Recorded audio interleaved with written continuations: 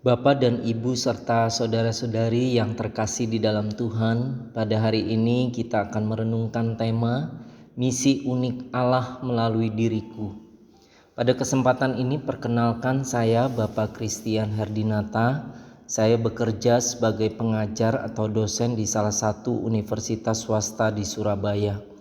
Puji Tuhan, saya telah menjadi dosen selama lebih kurang 17 tahun lebih. Pada kesempatan ini saya ingin sharing bagaimana misi unik Allah itu. Sebelumnya mari kita bersatu di dalam doa. Bapa Sorgawi, kami bersyukur karena Engkau yang sudah memulai segala sesuatu melalui hidup kami, dan kami percaya Engkau juga yang akan meneruskan dan pada akhirnya mengakhiri semuanya. Tapi kami percaya selama kami hidup, Engkau punya maksud dan tujuan tertentu di dalam diri kami. Itulah misimu untuk kami. Oleh karena itu singkapkan ya Tuhan, perjelas untuk kami, mampukan kami untuk bisa memahaminya, dan tolonglah kami Tuhan untuk mau melakukannya dengan sungguh-sungguh. Walaupun kami tahu itu tidak mudah, tetapi biarlah di dalam kuasa Tuhan kami dimampukan. Ya Tuhan, kami bersyukur untuk semuanya yang Tuhan sudah berikan.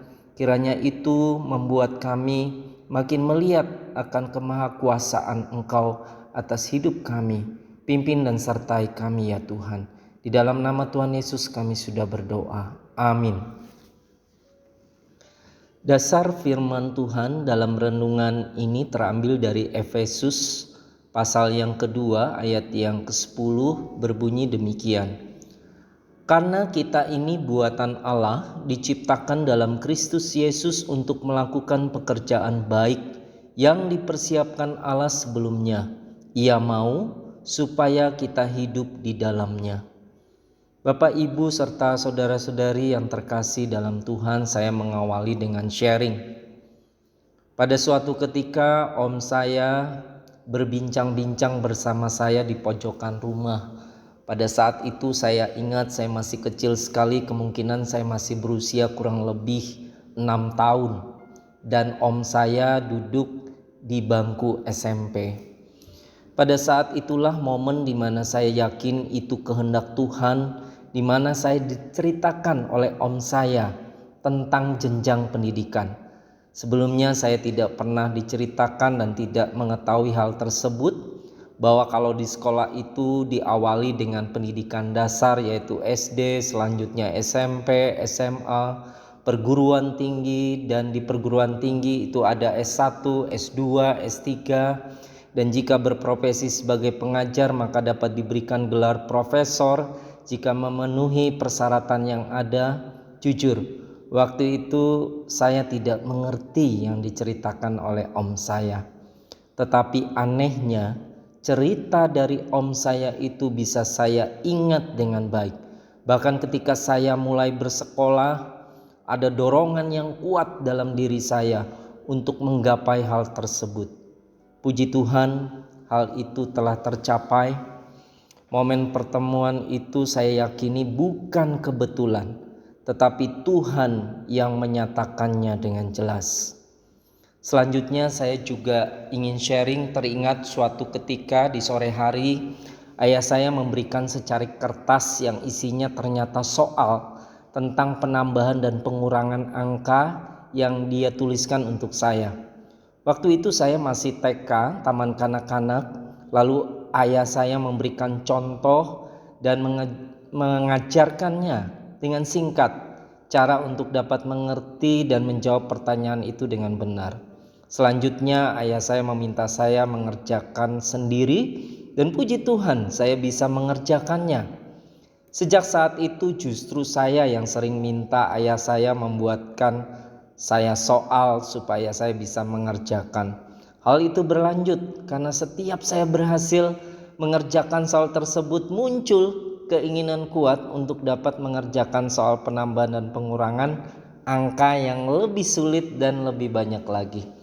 Ternyata saya baru tahu dan menyadari hal yang saya kerjakan itu baik sekali dalam mengembangkan logika berpikir. Hal tersebut sangat saya butuhkan dan sangat penting ketika saya menjadi seorang dosen. Logika berpikir adalah aspek penting dalam pemikiran manusia yang memengaruhi cara kita membentuk argumen, membuat keputusan, dan berinteraksi dengan dunia sekitar, dan hal itu sangat dibutuhkan. Selanjutnya saya juga ingin sharing ketika saya lulus SMP di kota Palangkaraya, Kalimantan Tengah.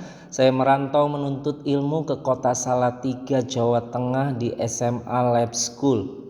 Pada saat kelas 3 SMA saya mendapat kesempatan untuk memilih jurusan IPA, IPS atau bahasa. Saya ingat pada saat itu yang terfavorit adalah mayoritas memilih IPA. Saya pun akhirnya juga ingin memilih IPA, tetapi disinilah Tuhan menunjukkan kehendaknya. Pada saat tahun 97-98 itu terjadi krisis moneter di Indonesia. Saya termasuk yang mengalami keanehan karena saya punya uang di bank tetapi saya tidak bisa ambil uang itu. Karena pada saat itu mayoritas di bank terjadi rush money, di mana terjadi penarikan uang secara terus-menerus dan dalam jumlah besar sehingga uang cash yang ada di bank itu tidak ada. Hal ini membuat saya bingung, apa yang terjadi? Mengapa ini bisa terjadi? Apalagi saya anak rantau dan muncul pertanyaan bagaimana saya bisa membeli makan pada saat itu. Sejak saat itu saya jadi tertarik. Mengapa krisis moneter bisa terjadi? Apa hubungannya dengan bidang ekonomi?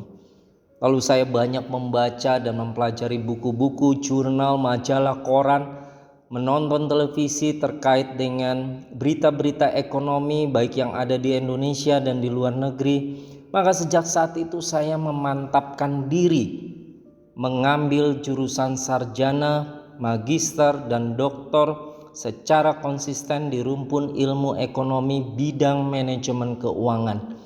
Dan pada awal tahun 2024, puji Tuhan, saya menjadi profesor di bidang ilmu manajemen.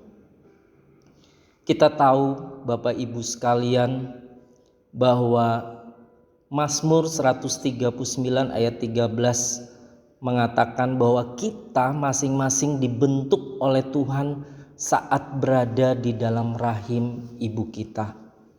Kita adalah mahakarya yang diciptakannya untuk tujuan yang unik. Efesus 2 ayat 10 yang kita bacakan tadi.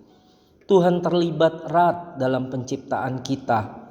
Dalam Yeremia pasal 1 ayat 4 sampai dengan 5 dikatakan, firman Tuhan datang kepadaku bunyinya, sebelum aku membentuk engkau dalam rahim ibumu, aku telah mengenal engkau. Dan sebelum engkau keluar dari kandungan, aku telah menguduskan engkau. Aku telah menetapkan engkau menjadi nabi bagi bangsa-bangsa. Pernyataan ini saja seharusnya membuat kita takjub. Tuhan yang Maha Kuasa pencipta alam semesta memilih kita masing-masing dan kemudian menciptakan kita persis seperti yang Dia inginkan. Firman Tuhan dengan jelas menyatakan bahwa setiap manusia diciptakan Tuhan menurut kehendak dan maksudnya. Kolose 1 ayat 16, karena di dalam Dialah telah diciptakan segala sesuatu yang ada di sorga, yang ada di bumi, yang kelihatan ya dan yang tidak kelihatan, baik singgasana maupun kerajaan, baik pemerintah maupun penguasa. Segala sesuatu diciptakan oleh Dia dan untuk Dia. Hal apa yang dapat kita simpulkan? Yang pertama, kita perlu meminta hikmat Tuhan untuk bisa menjelaskan hal tertentu dengan baik dan benar kepada anak-anak kita, kepada cucu kita, kepada keponakan kita, kepada orang-orang yang kita kenal, seperti om saya lakukan kepada saya. Dan perlu menyediakan waktu dan juga men-sharingkan hal-hal baik yang kita ketahui berdasarkan pengetahuan dan pengalaman kita. Jangan pernah menganggap sepele yang kita pernah ucapkan, karena di dalam kuasa Roh Kudus ucapan tersebut justru bisa saja Tuhan pakai untuk menyatakan kehendaknya.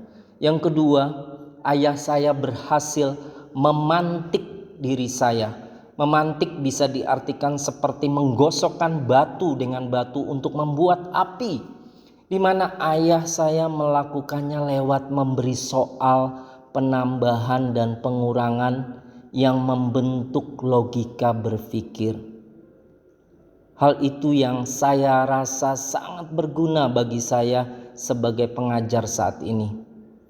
Nah, oleh karena itu kita perlu banyak belajar bagaimana memperlengkapi anak-anak kita dengan hal-hal yang berkualitas untuk memantik potensi diri mereka, baik dari segi soft skill dan hard skill pada diri mereka. Dan pada waktunya Tuhan dapat memakai mereka menjadi saksinya lewat pengetahuan, kemampuan, keterampilan yang mereka miliki. Yang ketiga, Tuhan memakai situasi dan kondisi untuk menyatakan kehendak-Nya. Krisis moneter menjadi cara Tuhan meyakinkan saya untuk mempelajari bidang ekonomi karena saya digelisahkan dan dibuat tidak nyaman dengan situasi dan kondisi tersebut. Tetapi justru lewat situasi dan kondisi seperti itu Tuhan berbicara secara spesifik dan jelas. Pada saat ini saya juga sedang digelisahkan bersama dengan istri saya dengan kondisi ekonomi masyarakat kita yang memiliki kecenderungan konsumtif dan memiliki pemahaman yang rendah tentang literasi keuangan dalam menabung dan berinvestasi, serta banyak masyarakat yang terjerat pinjaman online yang tidak tepat penggunaannya. Oleh karena itu saya dan istri saya 2 tahun yang lalu di tahun 2022 mendirikan Rumah Kehidupan sebagai wadah untuk memberikan pelatihan dan saling belajar serta berbagi pengalaman yang salah satu fokus kami berkaitan dengan manajemen keuangan bagi keluarga. Demikian Bapak Ibu saudara-saudari sekalian, renungan yang dapat saya berikan, kiranya nama Tuhan dipermuliakan. Mari kita berdoa. Tuhan, kami bersyukur karena kami memiliki Engkau yang senantiasa bersama-sama dengan kami, menyatakan kehendak-Mu melalui hidup kami. Kiranya terus Tuhan pakai sebagai alat-Mu, menyatakan kehendak-Mu Tuhan bagi kami secara spesifik, sehingga kami boleh melakukannya. Mampukan kami Tuhan karena kami terbatas. Kami percaya Roh Kudus menyertai kami, dan kiranya kami boleh menyenangkan hati-Mu Tuhan. Di dalam nama Tuhan Yesus kami sudah berdoa. Amin.